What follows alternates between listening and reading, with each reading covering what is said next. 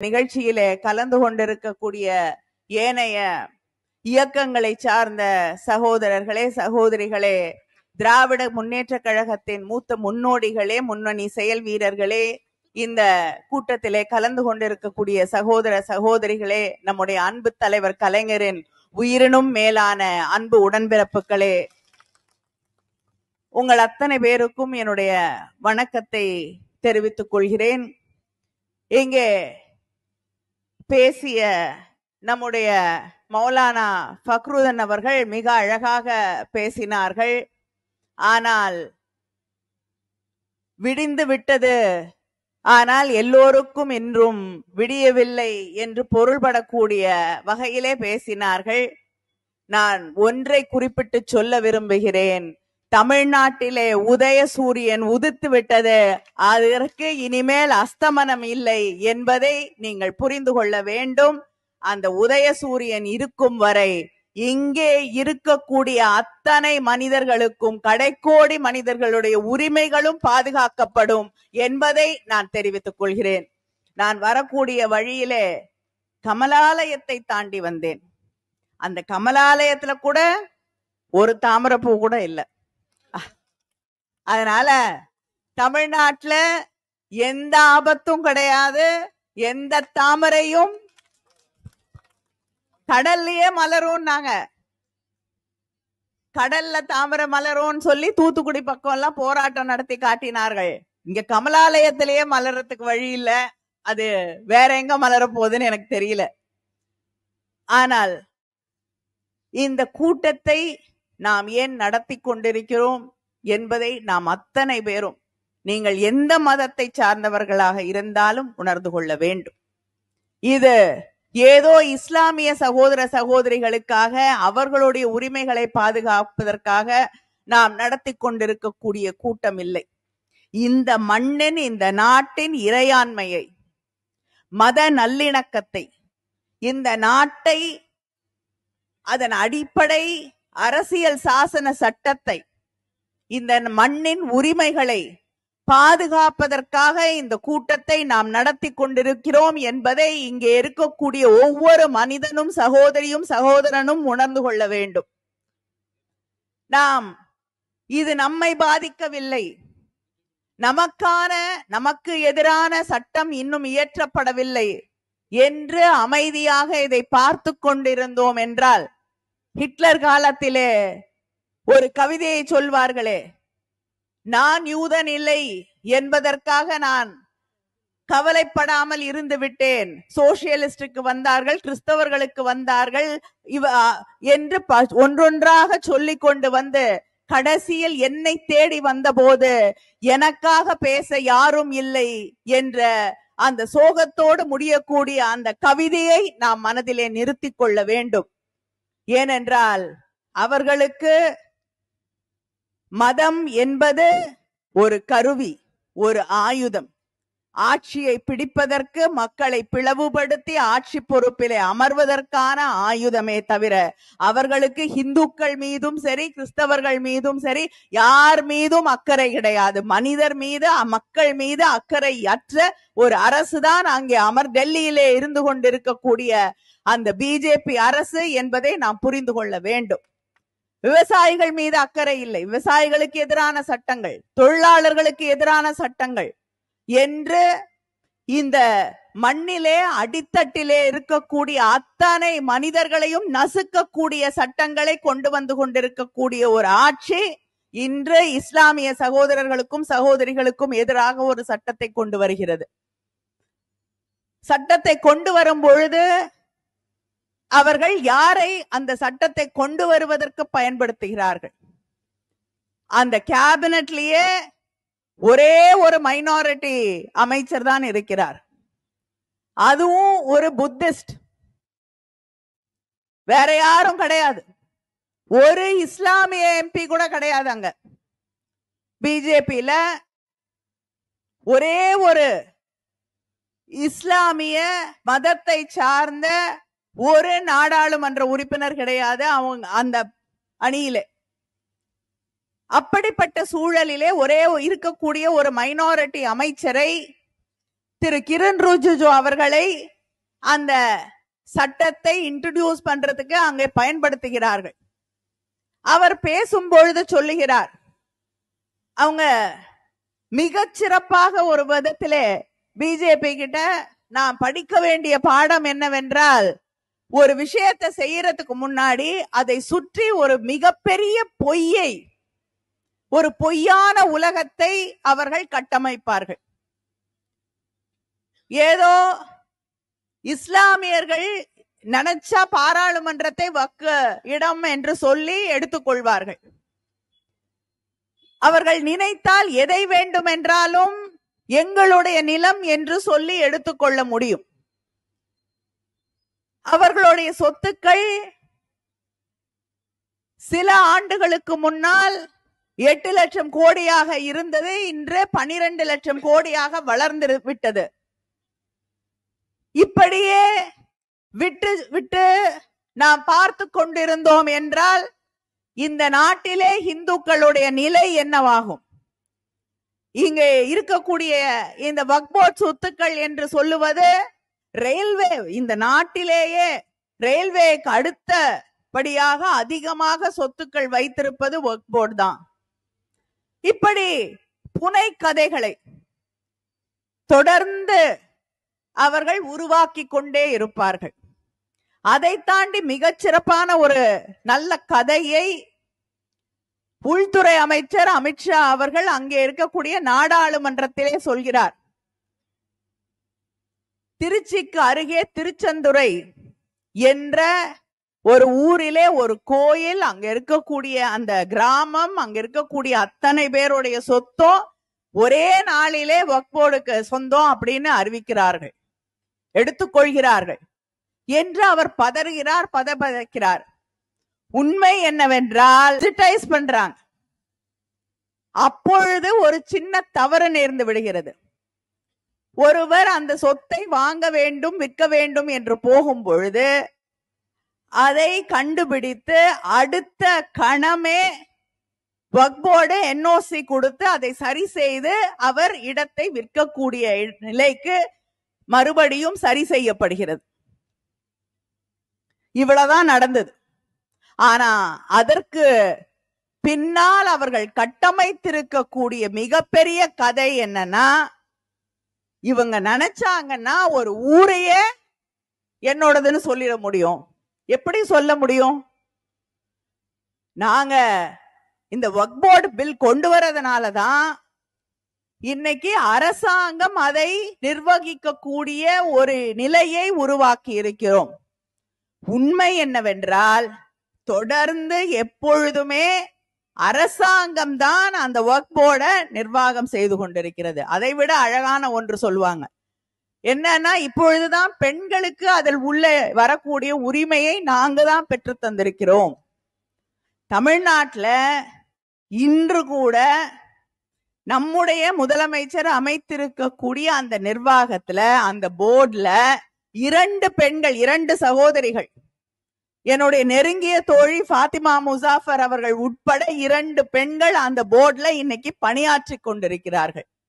இவங்க என்ன புதுசா கண்டுபிடிச்சு கொண்டு வராங்க?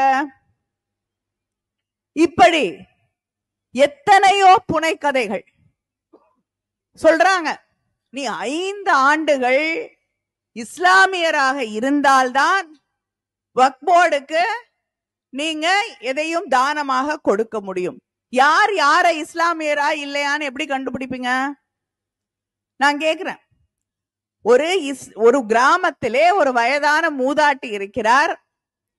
ஒரு வக்ஃப் போர்டுக்கு சேர்ந்த அவர்கள் இஸ்லாமியர்கள் நடத்தக்கூடிய ஒரு பள்ளி இருக்கிறது. பக்கத்துல அந்த மூதாட்டியோட நிலம் இருக்கிறது. நம் தமிழர்களாக ஒன்றாக உறவினர்களாகத்தான் வாழ்ந்து கொண்டிருக்கிறோம். அப்படிப்பட்ட சூழல்ல அந்த மூதாட்டி அங்கே இருக்கக்கூடிய பள்ளிக்கு விளையாடக்கூடிய திடல் வேண்டும் என்று என்னுடைய இடத்தை நான் அந்த பள்ளிக்கு எழுதி வைத்து விட்டு போகிறேன் என்று நினைத்தால் இனிமேல முடியாது. ஏன்னா அந்த பாட்டிக்கு 90 வயசா இருந்தா அந்த அம்மாக்கு வேற வழியே இல்லை. 5 வருஷம் வாழ்ந்தே ஆக வேண்டும். 5 வருஷம் வாழ்ந்து அந்த 5 வருஷம் இஸ்லாமியராக அவர் வாழ்ந்தால்தான் அவங்க எழுதி வைக்க முடியும் சொத்தை. இது என்னுடைய அடிப்படை உரிமை, என்னுடைய சொத்து. அத நான் யாருக்கு வேணாலும் என்ன வேணாலும் எங்க வேணாலும் எழுதி வைக்கிறதுக்கு அடிப்படை மனிதனுக்கு உரிமை உண்டு. இதை கூட ஒரு அரசாங்கம் எப்படி கேள்வி கேட்க முடியும்? 5 ஆண்டுகள் நீங்கள் இஸ்லாமியராக இருந்திருந்தால், பிராக்டிசிங் முஸ்லிம், எப்படி கண்டுபிடிப்பீங்க? 5 நாளை ஒரு 5 முறை தொழுகிறார்களா கண்டுபிடிப்பீங்களா? இல்லனா நோன்பு ஒழுங்கா இருக்காங்களான்னு கண்டுபிடிப்பீங்களா? என்ன அளவீடு?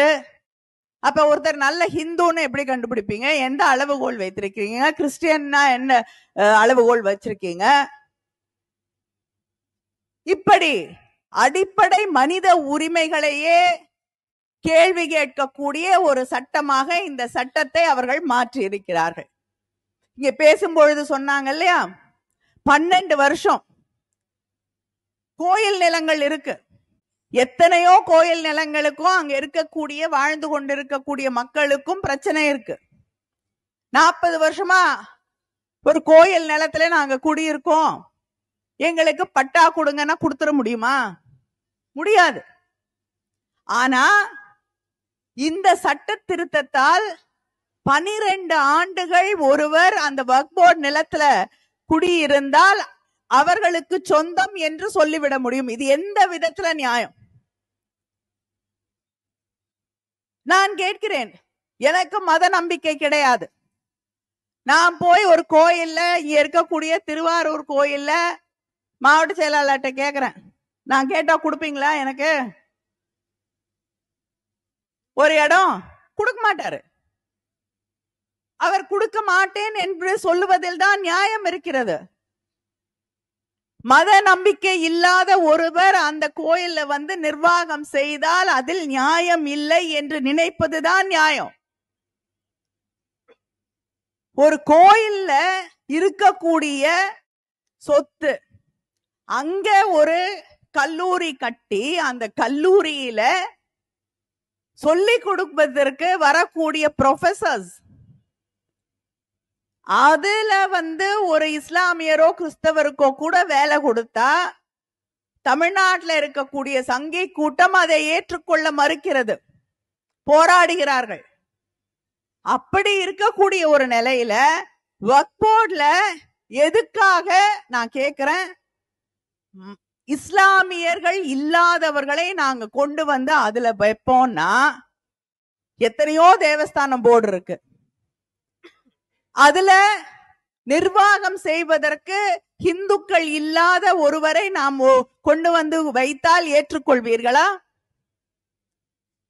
சீக்கியர்களுக்கு என்று ஒரு போர்டு இருக்கு, அவங்க கோயில்களை அவர்களுடைய சொத்துக்களை நிர்வாகம் செய்வதற்கு என்று போர்டு இருக்கு. அதுல சீக்கியர்கள் அல்லாதவர்கள் யாரும் இருக்க முடியாது.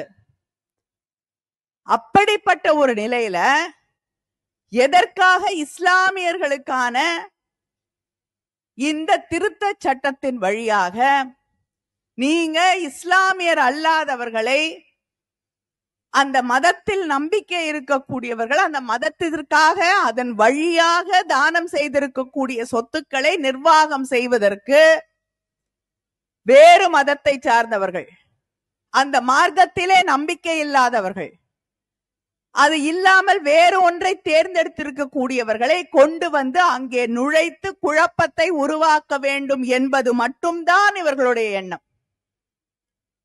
ஒரு வக்ஃப் போர்டுக்கு கொடுக்கப்பட்ட சொத்து அடிப்படையில வேற எதைக்கும் மாத்தவே முடியாது. ஒரு அரசு நினைத்தால் ஒரு இடத்தை தனக்கு வேண்டும் என்று எடுத்துக்கொள்ளலாம். ஆனா அதே அரசாங்கம் ஒரு கோயில் சொத்தையோ இல்லைன்னா ஒரு வக்ஃப் போர்டு சொத்தையோ தனக்கு வேண்டும் என்று எடுத்துக்கொள்ள முடியாது. ஆனா இந்த சட்டத்தின் வழியாக அதை அரசாங்கத்தால் செய்ய முடியும் என்ற நிலைக்கு கொண்டு வந்திருக்கிறீர்கள். ஏன் நீங்க சொத்தை யாரு கொடுப்பீங்க? அங்கே பேசும் பொழுது திரு கிரண் ரிஜிஜு அவர்கள் ரொம்ப கவலையோடு பேசினார். இவ்வளவு சொத்து வச்சிருக்காங்க இஸ்லாமியர்கள். ஆனா இன்னும் இஸ்லாமியர்கள் ஏழைகளாக, நிறைய பேர் படிக்காதவர்களாக, வேலை இல்லாதவர்களாக, வீடு இல்லாதவர்களாக, ஏழ்மையிலே வாடக்கூடியவர்களாக அவர்கள் வாழ்ந்து கொண்டிருக்கிறார்கள். இது எந்த விதத்துல நியாயம் அப்படின்னு கேக்குறார். நீங்க இந்த சொத்தெல்லாம் கொண்டு போய் அப்படி வாடிக்கொண்டிருக்கக்கூடிய இஸ்லாமியர்களுக்கு கிடைக்க வேண்டுமா என்று நினைப்பீர்கள்? உங்களுக்கு தெரிஞ்ச 2 பேர் தான் இருக்காங்க இந்தியாவில். யாரு? அவங்களுக்கு 2 கார்ப்பரேட் நிறுவனங்களுக்கு ஏதாவது தொழில் தொடங்க வேண்டும் என்பதற்காக எழுதி வைப்பதற்காக நீங்கள் இந்த சட்டத்தை கொண்டு வந்து அதன் வழியாக இஸ்லாமிய சொத்துக்களை பிடுங்க நினைக்கிறீர்கள். வேற எதுக்கும் இல்ல, மக்களுக்காக இல்லை. அப்படி மக்களை பத்தி நீங்க கவலைப்படுறதா இருந்தா எதுக்காக ஸ்காலர்ஷிப் உதவித்தொகை அரசாங்கம் கொடுத்து கொண்டிருந்தது இஸ்லாமிய பிள்ளைகளுக்கு, அதை ஏன் நிறுத்துறீங்க? அந்த பிள்ளைங்க படிக்க கூடாது, அது மேல அக்கறை கிடையாது என்பதற்காக நிறுத்தி இருக்கக்கூடிய ஒரு ஆட்சி, வறுமையை பார்த்து இஸ்லாமியர்கள் இந்த நாட்டிலே வறுமையோடு இருக்கிறார்கள், கஷ்டப்படுகிறார்கள், கல்வி இல்லாமல் இருக்கிறார்கள் என்று நீலி கண்ணீர் வடித்துக் கொண்டிருக்கிறது. அந்த போர்டுல நாங்க 2 பெண்களை கொண்டு வரோம்ன்றாங்க. அங்கே இருக்கக்கூடிய இஸ்லாமிய சகோதரிகள் படிப்பதற்காக, வேலைக்கு செல்வதற்காக நீங்க என்ன செய்றீங்க? வீடு இல்லைன்னு ஒரு பக்கம் அழறீங்க நாடாளுமன்றத்திலே வந்து. ஆனால் மறுபுறம் உத்தரப்பிரதேசத்துல என்ன நடக்குது? உங்களுடைய அரசாங்கம் பிஜேபி ஆட்சியில உத்தரப்பிரதேசத்துல இஸ்லாமிய சகோதர சகோதரிகள் வாழ்ந்து கொண்டிருக்கக்கூடிய இடத்தை புல்டோசர் கொண்டு வந்து அடித்து நொறுக்குகிறீர்கள். அங்க படிச்சிட்டு இருக்க பிள்ளைங்க இடிபாடுகளுக்கு இடையே இடிந்து விழுந்து கொண்டிருக்கக்கூடிய வீட்டுக்குள் ஓடி போய் தன்னுடைய புத்தகங்களை எடுத்துக்கொண்டு வெளியே ஓடி வருகிறாள் ஒரு சிறுமி. இதை விட வெக்க கேடு வேற எந்த நாட்டிலையும் நடக்காது. ஒரு குழந்தை தன்னுடைய புத்தகங்களை காப்பதற்காக இடிந்து விழுந்து கொண்டிருக்கக்கூடிய ஒரு வீட்டுக்குள்ள ஓடி போய் அந்த புத்தகத்தை எடுத்துட்டு ஓடி வரா. ஆனா நீங்க நாடாளுமன்றத்திலே பேசுகிறீர்கள், இஸ்லாமியர்கள் இன்னும் அதிகமாக கல்வி பெறவில்லை, படிப்பதற்கு வழி இல்லை, அதனாலதான் இந்த சட்டத்தை நாங்கள் கொண்டு வருகிறோம் என்று. இப்படி மக்களை பிரித்து தொடர்ந்து காழ்ப்புணர்வுகளை உருவாக்கி, கசப்புகளை உருவாக்கி, இஸ்லாமியர்களுக்கு கிறிஸ்தவர்களுக்கு இடையே, இந்துக்களுக்கும் இஸ்லாமியர்களுக்கும் இடையே என்று ஒரு வெறுப்பு அரசியலை தொடர்ந்து விதைத்துக் கொண்டிருக்கக்கூடிய ஒரு ஆட்சிதான் ஒன்றியத்திலே இருக்கக்கூடிய பிஜேபி ஆட்சி. அது இந்த நாட்டை துண்டாடக்கூடிய ஒரு ஆட்சி என்பதை நாம் மறந்துவிடக் கூடாது. பேரறிஞர் அண்ணா சொல்லுவார், அவர் அங்கே நாடாளுமன்றத்திலே பேசும் பொழுது ஒரு அழகான சொற்றொடரை பயன்படுத்தி இருக்கிறார். You want unity or uniformity என்று. யூனிட்டிக்கும் யூனிஃபார்மிட்டிக்கும் வித்தியாசம் இருக்கிறது. யூனிட்டி வேண்டும் என்றால், ஒற்றுமை வேண்டும் என்றால் எல்லோரையும் மரியாதையோடு நடத்த வேண்டும், எல்லோருக்குமான இடத்தையும் அளிக்க வேண்டும், எல்லாரையும் அவர்களுடைய பண்பாடு, கலாச்சாரம், மொழி என்று அத்தனை பேருக்கான இடத்தையும் மரியாதையும் தந்தாக வேண்டும். அதுதான் ஒற்றுமையை உருவாக்கும். ஆனால் இன்று பிஜேபி உருவாக்க நினைப்பது ஒரு ஒற்றை ஆட்சி முறை. எந்த மதமும் இருக்கக்கூடாது, ஒரு மதம்.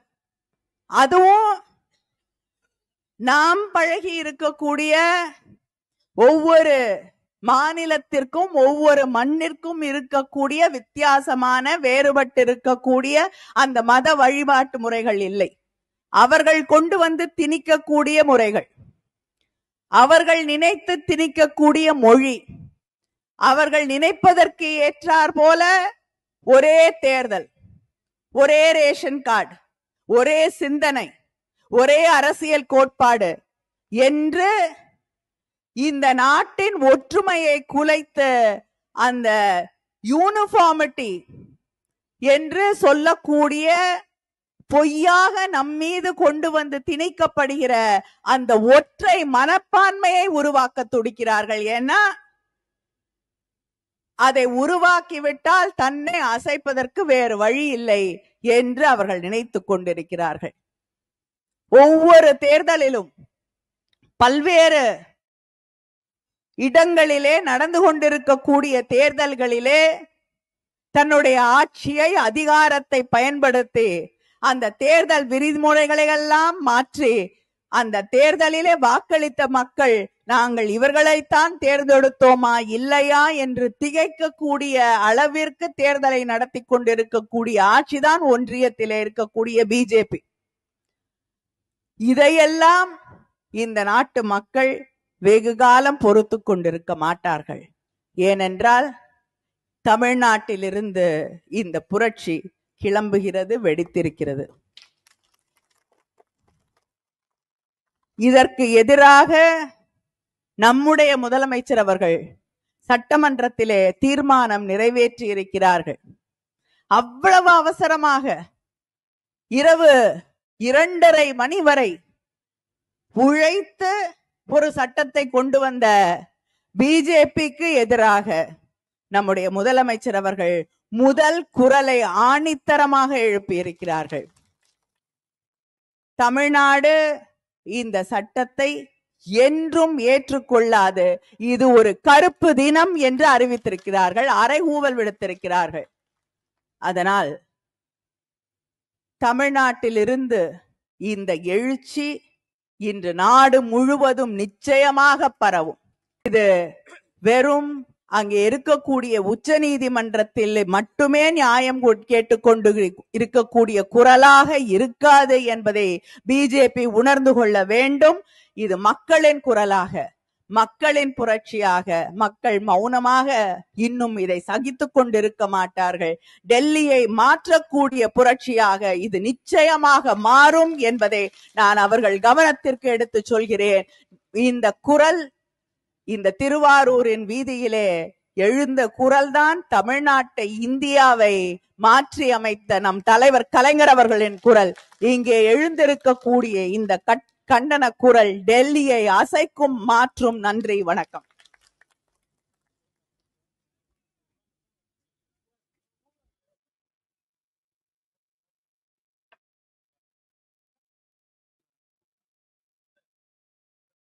மிக்க மகிழ்ச்சியும் சந்தோஷமும். அடுத்து இறுதியாக நன்றியுரை மாவட்ட ஜமாஅத் உலமாவுடைய பொருளாளர்.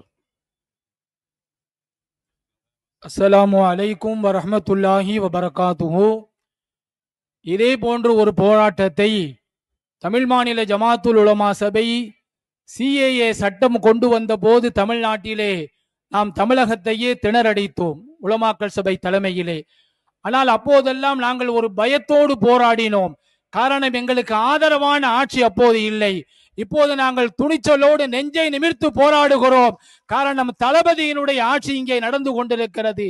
அருமையானவர்களே, இந்த தமிழ் மாநில ஜமாஅத்துல் உலமா சபையின் சார்பாக தமிழகம் முழுவதும் இன்று ஏற்பாடு செய்யப்பட்டிருக்கக்கூடிய வக்பு எதிர்ப்பு கண்டன பொதுக்கூட்டத்திலே கலந்து கொண்டு எங்களுடைய அழைப்பை ஏற்று பேருரையாற்றிய எங்களினுடைய சகோதரி கனிமொழி அக்கா அவர்களுக்கும், இன்றும் பேருரையாற்றிய அரசியல் கட்சியினுடைய எல்லா தலைவர்களுக்கும், எங்களினுடைய மாவட்ட கழக செயலாளர் அவர்களுக்கும், இன்னும் எல்லா ஊர்களிலிருந்தும் வருகை தந்திருக்கக்கூடிய ஜமாத்தினுடைய தலைவர்கள், நிர்வாக பெருமக்கள் அனைவர்களுக்கும், எங்களுடைய தொப்புள் கொடி உறவுகளாகிய எப்போதும் எங்களோடு இருக்கக்கூடிய எங்களுடைய இந்து கிறிஸ்தவ சகோதர சமயத்தவர்களுக்கும் இந்த விழா மிகப்பெரிய வெற்றி அடைய அரும்பாடுபட்ட மாவட்டத்தினுடைய ஜமாத்துல் உலமா சபையினுடைய தலைவர், செயலாளர், பொருளாளர், துணைத் தலைவர், அதே போன்று முகமது அலி ஹசரத் குபுலா போன்ற எல்லா சங்கை மிக்க உலமாக்களுக்கும், எல்லா ஜமாத்தினர்களுக்கும், யாருடைய பேராவது விடுபட்டிருந்தால் மன்னித்துக் கொள்ளுங்கள்.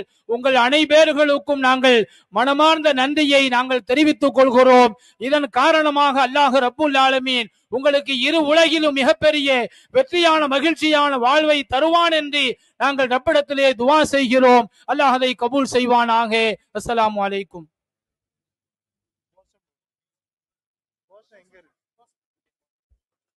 கோஷம் போட்டு களைவோம். வாங்க.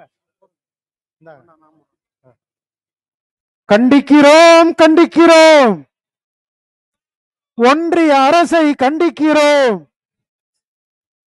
கண்டிக்கிறோம் கண்டிக்கிறோம், ஒன்றிய அரசை கண்டிக்கிறோம். ரத்து செய், வக்ஃப் திருத்த சட்டத்தை ரத்து செய். அபகரிக்காதே, வக்ஃப் சொத்தை அபகரிக்காதே.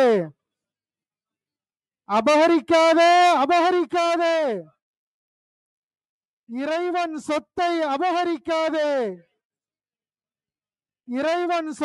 அபகரித்தால் அழிவு நிச்சயம் மறவாதே. அபகரிக்காதே. இறைவன் சொத்தை அபகரித்தால் அழிவு நிச்சயம் மறவாதே. வஞ்சிக்காதே,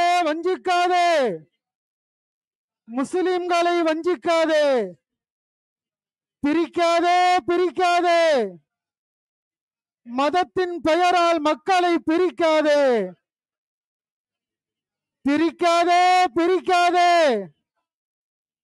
மதத்தின் பெயரால் மக்களை பிரிக்காதே. வேறறுப்போம், வெறுப்பு அரசியலை வேறறுப்போம்.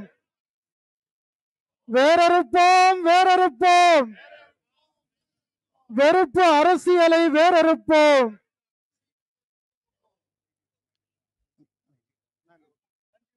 நன்றி. அஸ்ஸலாமு அலைக்கும் வரஹ்மத்துல்லாஹி வரகாத்துஹு.